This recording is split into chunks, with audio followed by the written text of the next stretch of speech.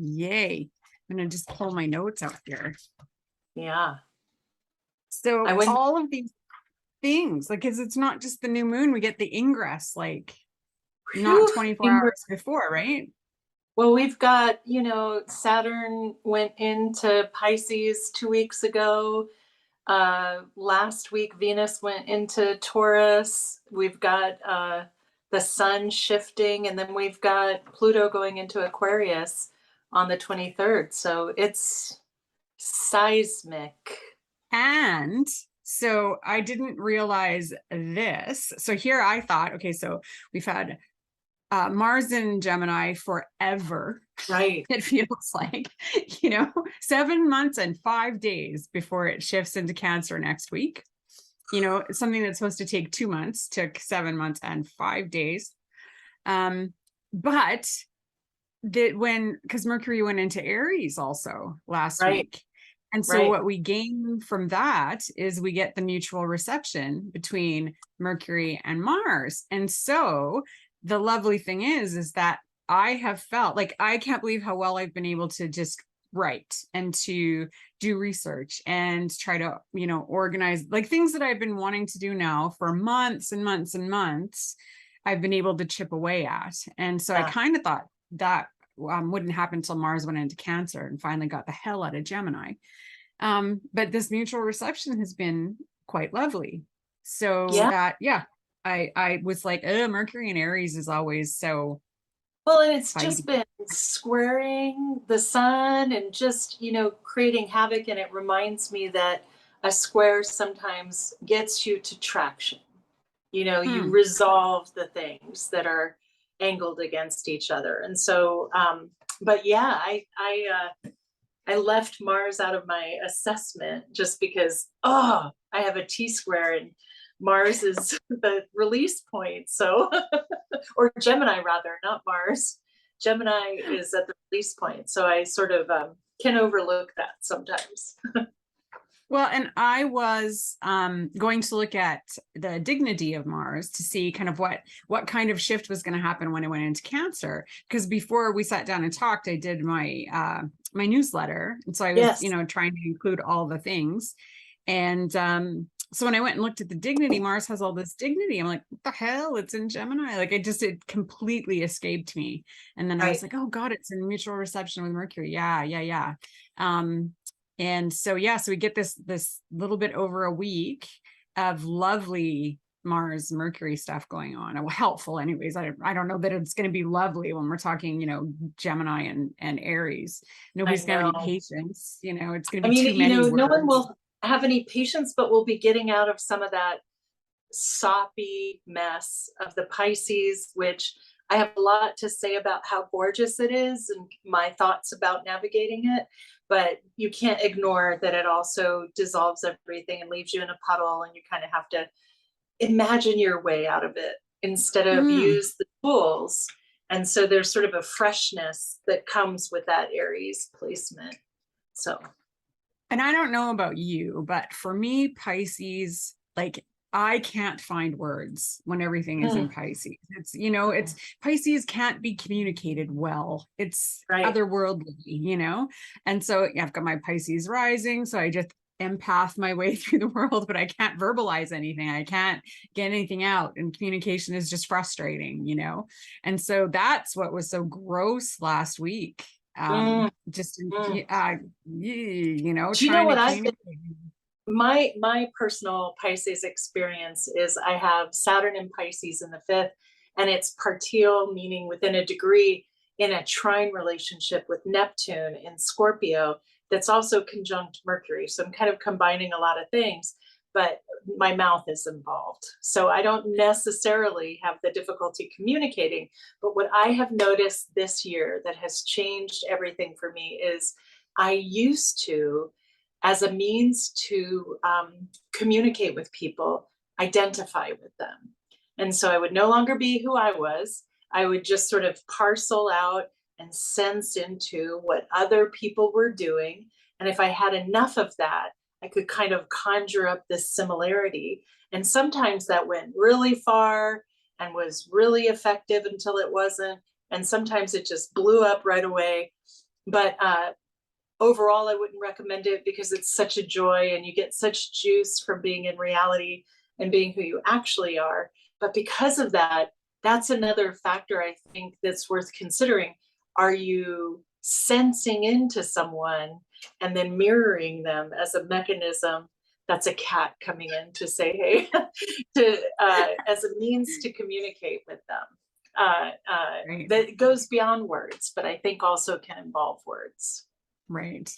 Right. Well, and so that's interesting when you describe that configuration to me in your chart, because I think about all of many conversations that we've had, especially the more heady conversations, where I feel like I totally got everything that you said, but I cannot put it into words because I have exactly that, felt into it, as opposed to being able to intellectualize it with any kind of form, in that concrete sort of way where I could say, oh, Lillian and I talked about this. And she said, I know how I felt when she was describing it, but I don't really know what she said.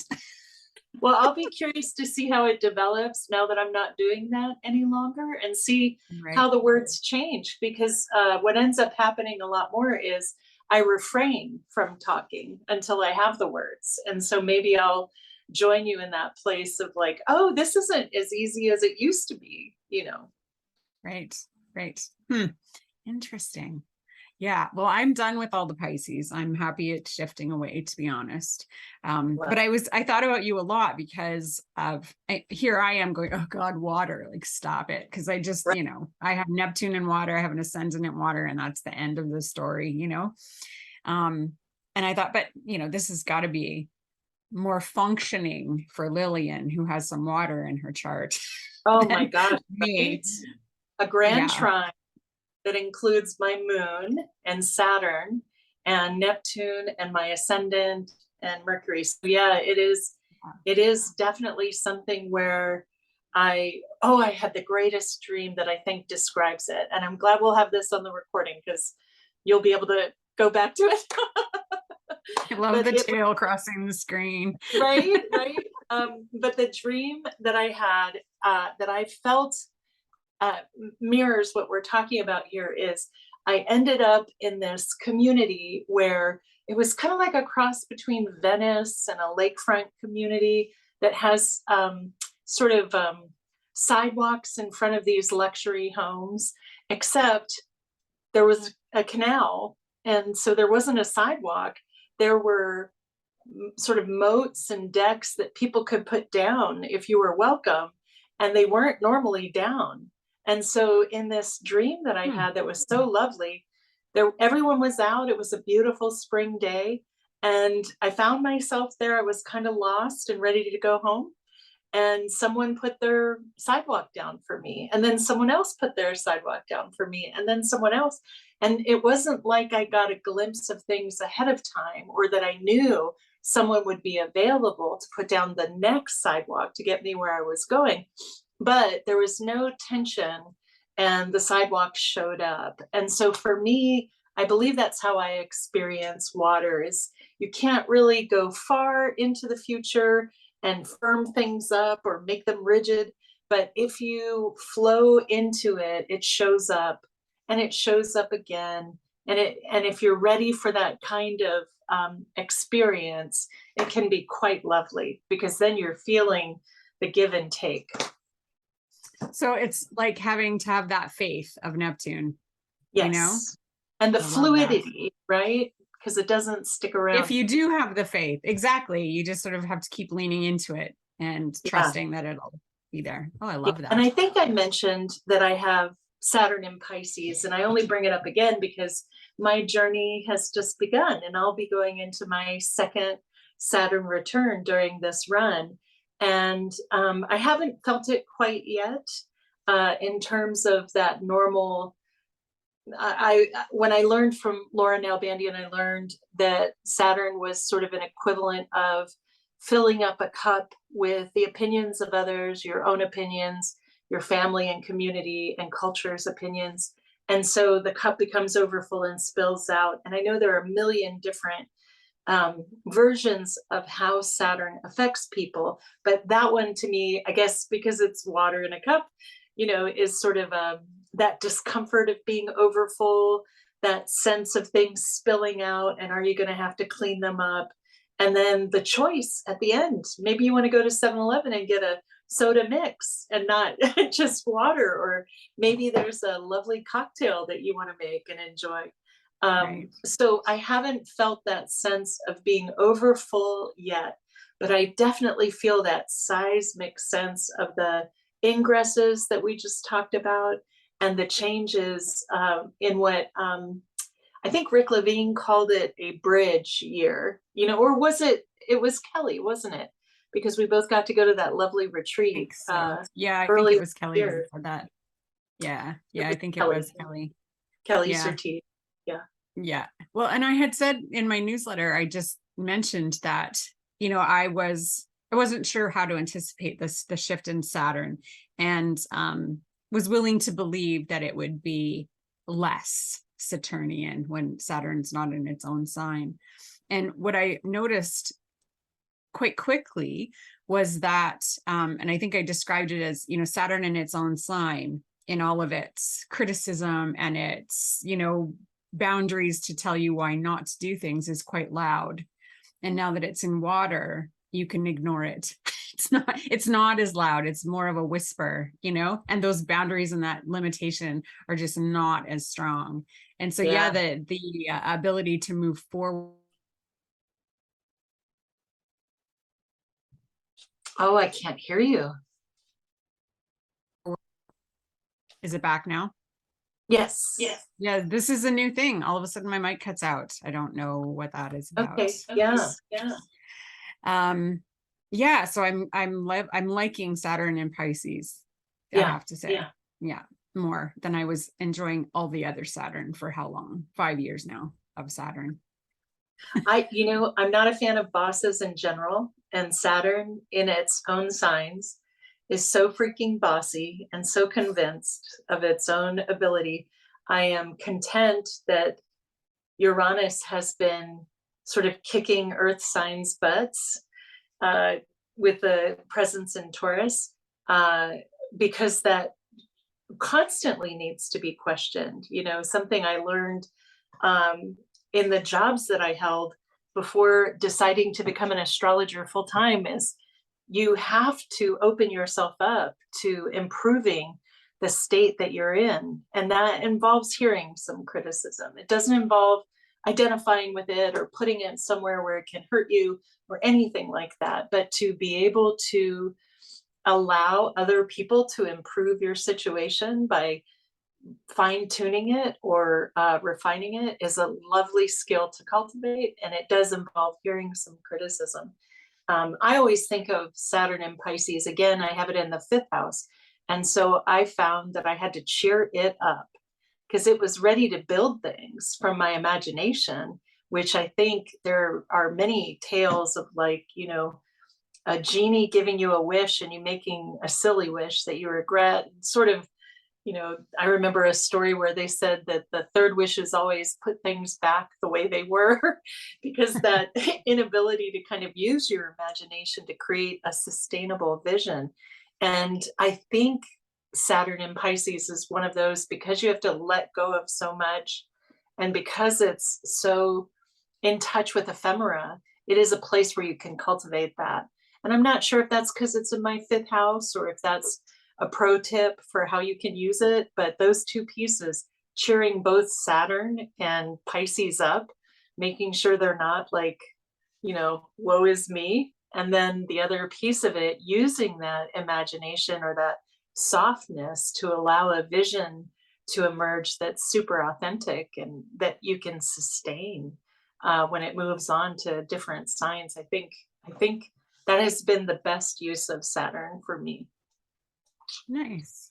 It's nice. I have a fixed Saturn, so I can't relate. Yep, it's in Taurus. That's fine. That's fine. Hardcore. Talk to Uranus. Ask Uranus what I mean by that. I have to say, I was really concerned about Uranus going over Saturn. And nothing. Yeah. I mean, I wouldn't say nothing, but it was not I've had many Uranus transits that have really shaken me. And this one was not like that. So whew. That's good. That's good. Yeah. I've advised clients who have a lot of fixed signs to think about spa days and let themselves, be shocked if things change suddenly. I have had clients where things have changed dramatically, but it has been more personal planets. And then there's also just, again, that seismic shift. I think, Pluto going into Aquarius is going to be a very big, significant change. And I think that, we've been through decades of just monster change, the pandemic shifting how we behave with each other and whether or not we're comfortable being in the same space with each other, and political ties loosening and unbinding. And so now there's this more reactionary, I don't feel like talking to anyone about politics. I don't know about you, but it's none of my business what other people are doing. And I am working on that vision of the future that I think will be sustainable and that will please us and have lots of space for folks to be who they are. Oh, sorry. Go ahead. Finish your thought. Carry on. Well, I was just going to say, I saw a tweet this week that, because there's been so much discussion about Pluto going into Aquarius and what does that look like? And then also a totally different discussion, but now they're going to merge on this, why would corporate or government entities want to let COVID go the way it's gone, right? Why do you want all of your workforce to be sick, blah, blah, blah. And so this tweet said, and had nothing to do with astrology, but it was this tweet about how, well, it makes sense that really large manufacturers would want to allow this to happen because they want to automate, but they can't because they have to employ people. And this way, they don't have to employ people. I'm like, how Pluto in Aquarius is that? Right? And it just bing, bing, bing. It just hit me. And I'm like, and that seems like such a natural progression from Pluto in Capricorn to Pluto in Aquarius. Right. Right. And not a good one. I'm not all for it. Right. You're touching into that dilemma we've talked about before where, all my life I've heard the age of Aquarius and how lovely and unified and about everyone the age of Aquarius would be. And I know you and I have talked about this before, especially in the context of Saturn traditionally being ruled by Aquarius, the sense of the social dinosaur and ideas that don't actually serve a giant community, but serve a few. Corporations are not people. And so it's fascinating how that works with their ideas and goals. And, as people, it feels as though we're going to have to, without becoming dogmatic, which is another angle of Aquarius, figure out new ways and new visions to kind of escort us through these ages. And would that the affection that Aquarius is known to have mean we could care for each other better and offer each other space. I think that'd be more useful. Well, and the other thought that I had actually before I saw that tweet was, I mean, wouldn't it be lovely if you think of Pluto in the idea of power and Aquarius and social collectivism, wouldn't it be great if the social collective realized how much power they had? Right. And to me, that's the utopian Pluto and Aquarius thing that could happen, where everybody realizes, oh, Jesus, if we stopped trying to do everything me, and we work together, we could actually shift shit. Oh, yeah. Yeah. So, but I also thought that, Pluto in Capricorn was going to be about social responsibility. That didn't work out for me. How about you? Not for me. I was just talking to somebody about how if polio showed up today, I'm not sure people would make it through, but that's enough about that. That's the only time we're going to talk about that. You know what I'm saying? I wanted to talk about the recent aspects. I've been, for my own practice, just following aspects day by day in the moon phase. And so, of course, we're talking today on the 19th, well before the new moon, and it's the balsamic phase. And so that's a phase where we're letting go of things.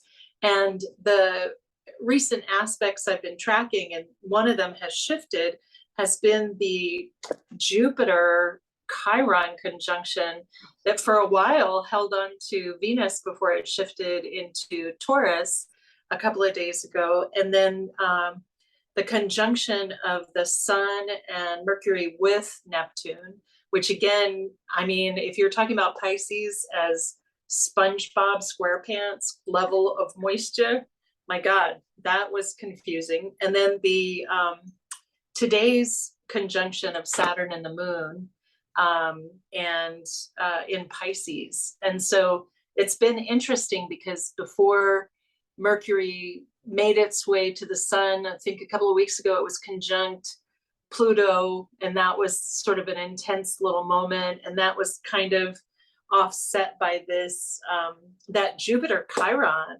like it has been the first time in a long time where I've been able to practice like the Buddhist principle of not having any ground under my feet and still sort of use the Viktor Frankl meaning,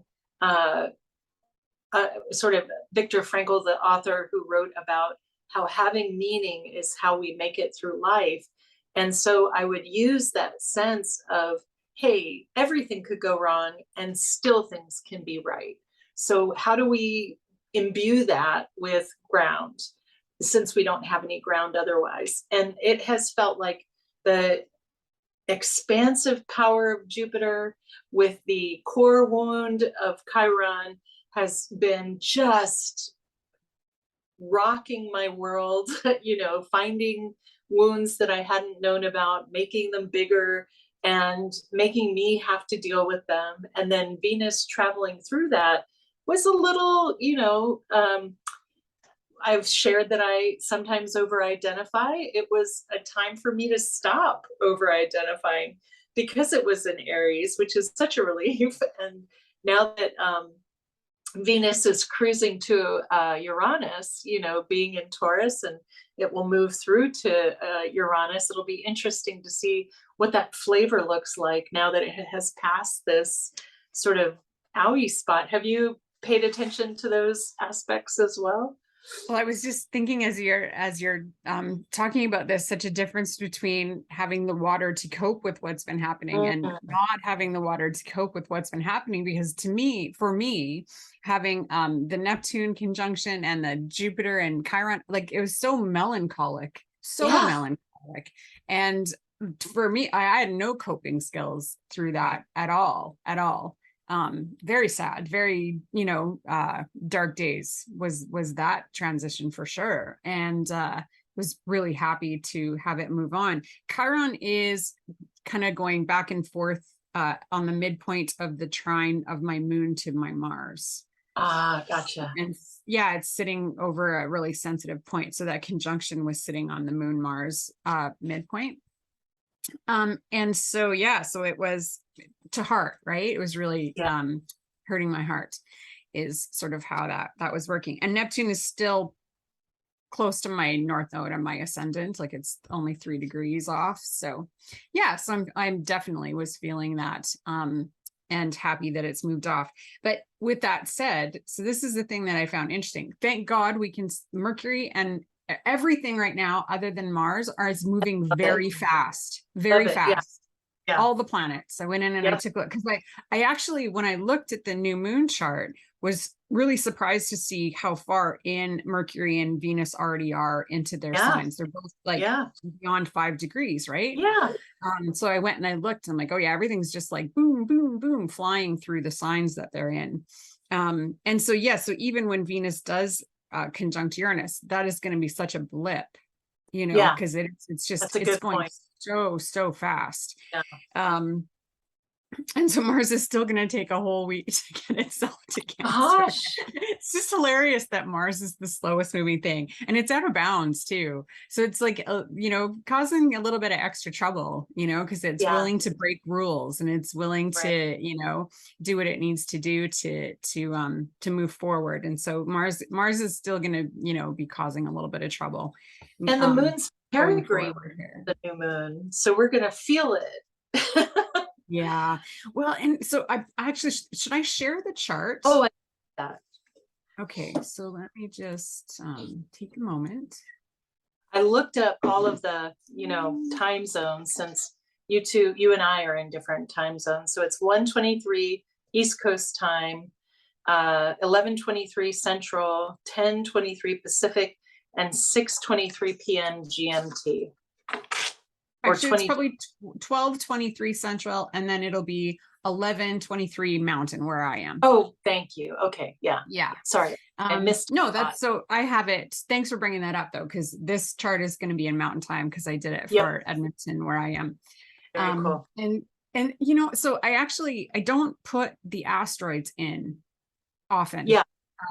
And this week I had a client whose story was so Athena, so Pallas, that I brought her in, and sure enough, she was actually square the moon, quincunx, Saturn, partile, like tight aspects. And so when I did the new moon chart, I was and noticing everything that's over in that clump. Yeah. And your mic has popped out again. Pluto's a little bit beyond the opposition, right? But yeah, it is. No, actually, no, it's a bucket. I'm lying. And Ceres is, look at that perfect opposition handle right in the middle of the cardinal signs. Just all by herself over there, retrograde. She's the only thing that's retrograde other than the nodes. Nothing else is retrograde. And which I thought was interesting as well. That means that it's the closest thing, you know, she's at her closest point to us at this point. Right. And in a bucket, all that energy is going to be funneling through Ceres. And so the thing that had jumped out at me about the Ceres energy is that, especially with the nodes being in Scorpio and Taurus, is that feast famine energy, you know? Right. And so that really being highlighted through even, I mean, this is going to be relevant through the ingress, I would say, you know, because the sun and Ceres are, the new moon's not there, but when the sun ingresses, it's going to oppose Ceres. So it's all going to be part of that story. And so that feast famine energy is going to be part of our year, I think. What do you think about that? What are your thoughts on Ceres?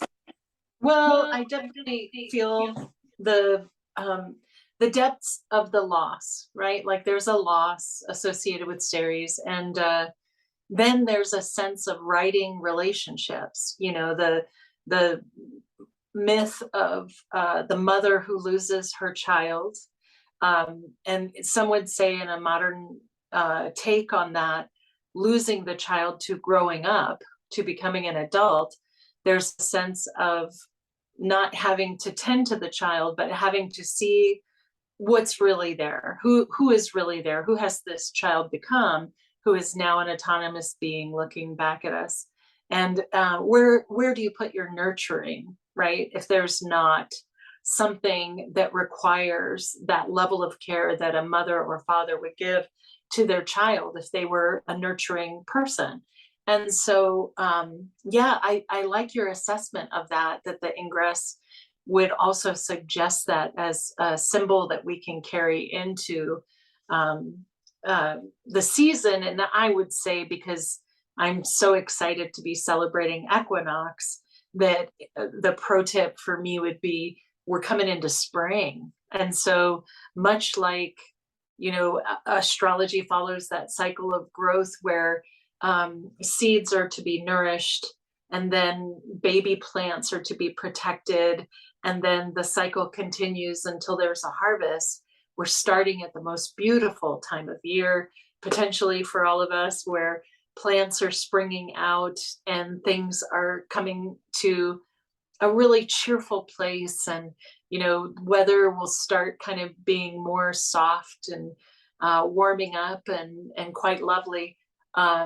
Me being in the South in the US, it will also get stanky and hot, and I'll be relieved that I have air conditioning. But I feel like if we're at that phase of Ceres and not the part where she shuts everything down and it's winter and people find out, oh, okay, she's going to make a deal and it's going to be 6 months bleak and 6 months rich. We're going to be in the rich phase for the part. And so I hope that that kind of offers a metaphor for how we can engage with it. Right. But only for us up here in the north. The southern hemisphere is actually in the other, right? Is in the other side. Right. So they are going into that darker, bleaker, right? Yeah. And so the other thing that I noticed that struck me was, so we've got, oh, that's a big fat line. So we've got that Venus Juno North Node, right, conjunction at the time of the new moon. Yeah. Pallas is perfectly square the midpoint of Jupiter Chiron, so we don't get to lose that conjunction anytime soon. Right. And then who am I missing? And we got Ceres across. Yeah. Oh, there's Vesta. Sorry, Vesta is also involved. Included. Yeah. So they're very involved in this chart. So I was, kind of thrilled that I had decided to add them into the story and see what they had to say. Interesting when you think about, especially the politics of your country and what's happening with women, how highlighted they are in this chart, and how involved, not highlighted, involved they are in this chart. And I think like the subject and the object. yeah. And I think that really speaks to something that we haven't heard the end of for sure. Yeah. So interesting. That was back to you and me. Yeah, that's lovely. That's really lovely. Yeah, the sense I got was, the new moon is a chance to dry out after we get mad. And that, with the shifts that are coming, it's just part of this larger seismic experience. And to your point, for folks who don't have water, I do think it's easier if you have water because there's a natural sense of movement. But if you don't have water, it's sort of, maybe it would help to literally get near water and be mad near water. Yes. Well, and also, so I noticed we've got other than Mars, we don't have any air right now. And so that's one of the things I talked about in the newsletter, because when you have that much fire and no air, there's nothing to build up the fire and sustain it. And so now, and the fire you have here is in Aries. And so it's tiny little short bursts with nothing to help it, burn bright. And so I feel like that energy is going to be quite prevalent in, people not really being able to do anything with their inspiration because there isn't there to give it any push, to give it any life at all. And so in that way, have fans going, like get some air happening in your world. Such a good idea. Yeah. Just so that you can maybe facilitate that in some way. I like that. I also like the idea of those short bursts as, because things are seismic, letting go. And I know you mentioned that in your last email, let that shit go. And I think that is a note that's really helpful for us throughout this entire year, because there's so much unknown, so many new ingresses of serious signs that have import to us as a collective.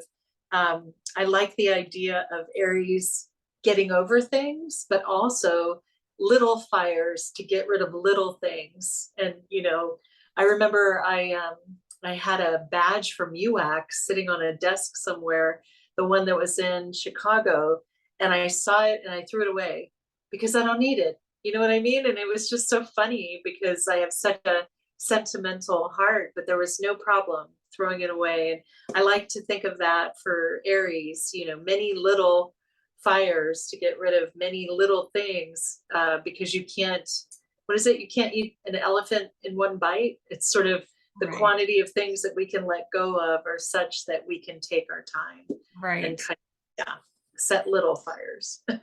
and so I mean, this is the new moon that we're coming into, but the reality is in the spring equinox chart, we have a balsamic moon. And so that we have a year of throwing shit out and letting shit go and, you know, cleaning house. It's where we have a year of endings ahead. I love that. I love that. I hadn't grasped that beautiful shift to the equinox as the new year. And it really is. It really, really is. And yeah, that balsamic quality, as I've been tracking the moon phases week over week and month over month and kind of looking at the combinations, the balsamic week, or the balsamic 3 days rather, really does stand out as a time where if you're going to function, you're going to function by letting go of the things that don't work and looking for ways to refine the things that do. And by resting, it's the first, this month is the first month I've written down rest as one of my goals, as a daily meditation. And I'm an indulgent rester. I'm a luxurious rester. I'm a professional rester.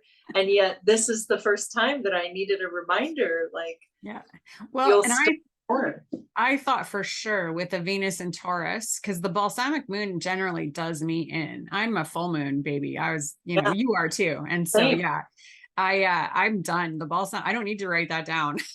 Energy during the balsamic moon.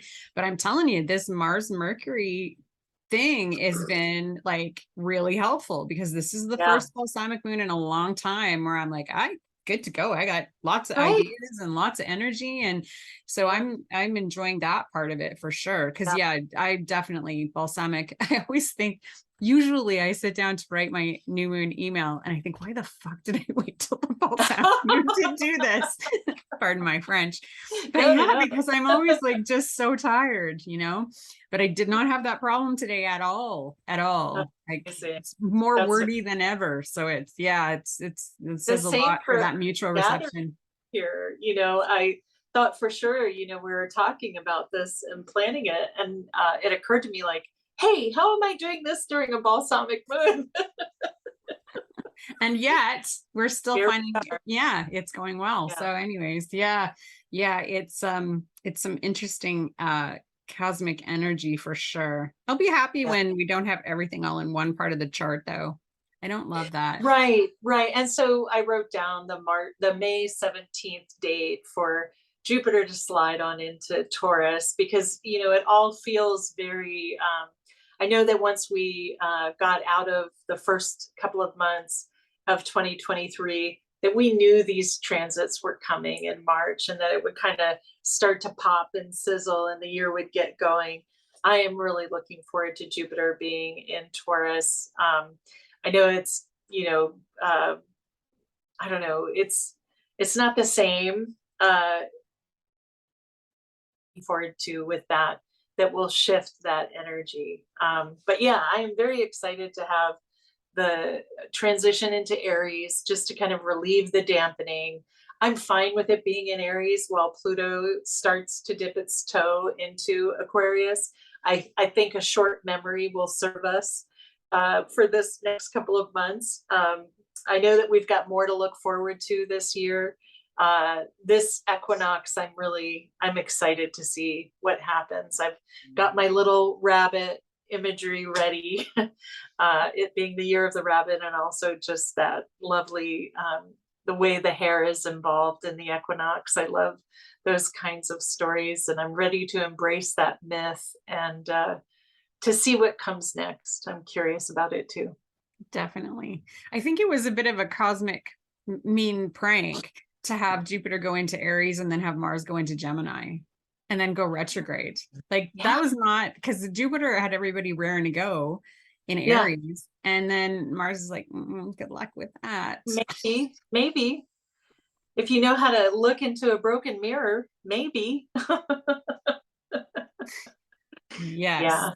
It is kind of a picking fights energy. I feel like it's definitely keeping discomfort nearby. Mm. Dark side and a bright side.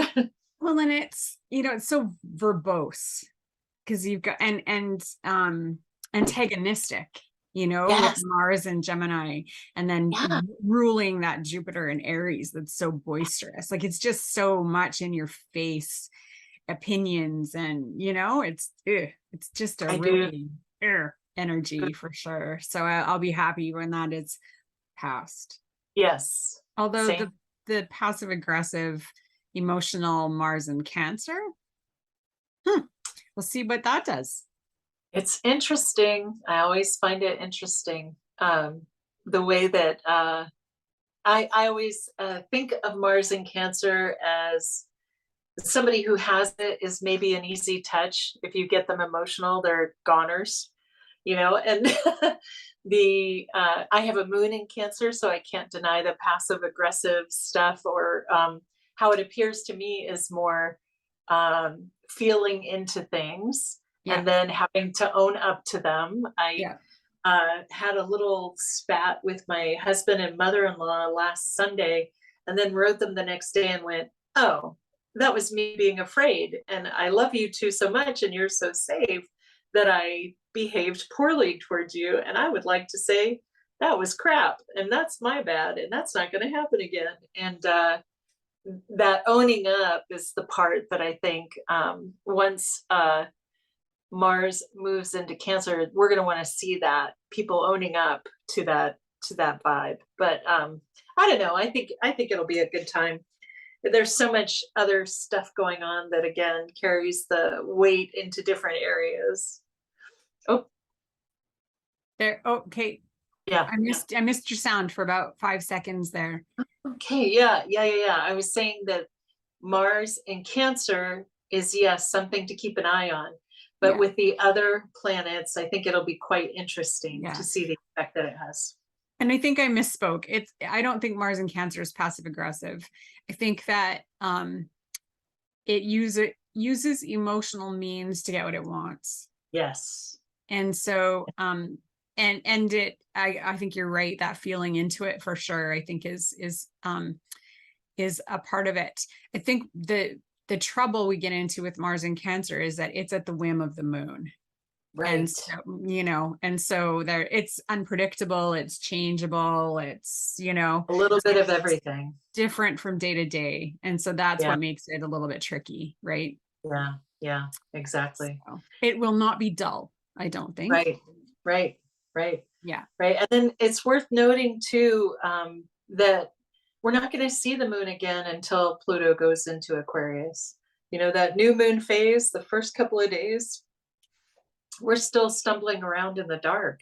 Right. And so it's almost like we'll wake up and the world will have changed. And I know it will go back, it goes retrograde on the 7th of June, and it'll come back. And really not until 2024, late in the year, will it stay in Aquarius. But we're going to get a taste of it for sure. Yeah. And I think the thing that I wanted to say about the new moon in Aries, people always often forget about how, Aries is feisty and has these short punches, and which is great. But it's also very childlike.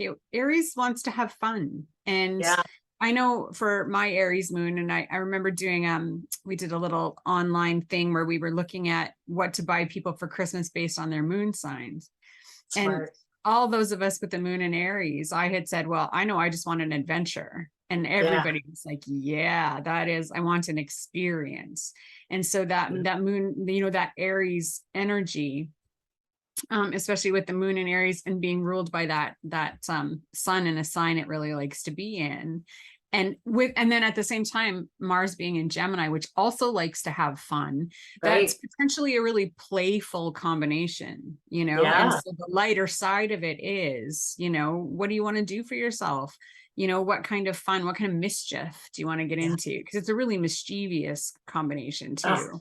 right? And so that, that's the lighter side of all of that. And so, I think that new moon intention setting, or even the equinox, if you're looking at what you want for the year ahead, it's like incorporate that into the things that, you want to do and do for yourself. Aries is about the self. So what do you want to do for yourself? Right. So, yeah. We're getting ready for my mother-in-law's birthday, and we've been baking for her and making all kinds of delicious treats for her in years previous. And this year, we just had an adventure this morning, actually. We went to find a Danawala cake, which is a German wave cake that is, I don't think it's sponges. I think the recipes I've seen use a lot of fat, but it's chocolate and vanilla cake, kind of in a wave with cherries, and then a custard, and then topped with tempered chocolate. So it had a lot of moving parts, and we went looking for it so that we could taste it before we try to make it for her. So that was our adventure for the morning. And, it had a lot of flavors of Taurus. My north node's there. My husband's south node is in the second house, but his ascendant is in Aries. So I always know if I say, let's go for an adventure, he's going to say yes. So that's a lovely observation with Aries. Nice. Yeah. I think people really forget about that part of it. Right away, you say an Aries moon, it's like, oh, you're bossy. It's always the first thing that people go to. And it's like, okay, yeah, maybe. So, and the other misgiving about any Aries placement is that whole bossy thing, that whole idea that Aries wants to be in charge of something is such a lie. Yeah. It is absolutely oneself. I can see that as being a key misinterpretation. Yeah. Just there's no bar to entry for knowing your own authentic self. And so the confidence is just lovely, yummy. Yum, yum, yum, yum, yum. Yeah. But not bossy. They don't want to be in charge. No, thanks. Yeah. No interest in being in charge of anybody else's situation. Right. I'll be on my own. I like being on my own and doing it for myself, but I don't need to tell you what to do. And I think that's a common fire sign piece. I mean, I know Leo has this regal quality and they will receive leadership, but we used to joke about how the difference between Aquarius and a fire sign would be that the utopia a fire sign would create is your own utopia. And the utopia an Aquarius would create is our utopia. And here are the rules. And, it's so anathema for a fire sign to want, even Leo, who rules a kingdom, would like to visit the other kingdoms that exist in the world and not necessarily share all of that with everyone. Or if they do share it, bless their hearts, maybe get some time off stage too. Yes, definitely. So the next conversation I'd like to have with you, astrologically, is maybe talk about Pluto and Aquarius and what that looks like from all of the other Pluto generations. That's I've had lots of interesting thoughts about that. So I think that should be our next chat. So is there anything else you'd like to say about the new moon? Nope. I think we covered quite a bit. That was super fun. Yay. Thank you so much for doing this with me. What a pleasure. Yeah. I look forward to it. All right. So I'm going to turn the recording off. That's great.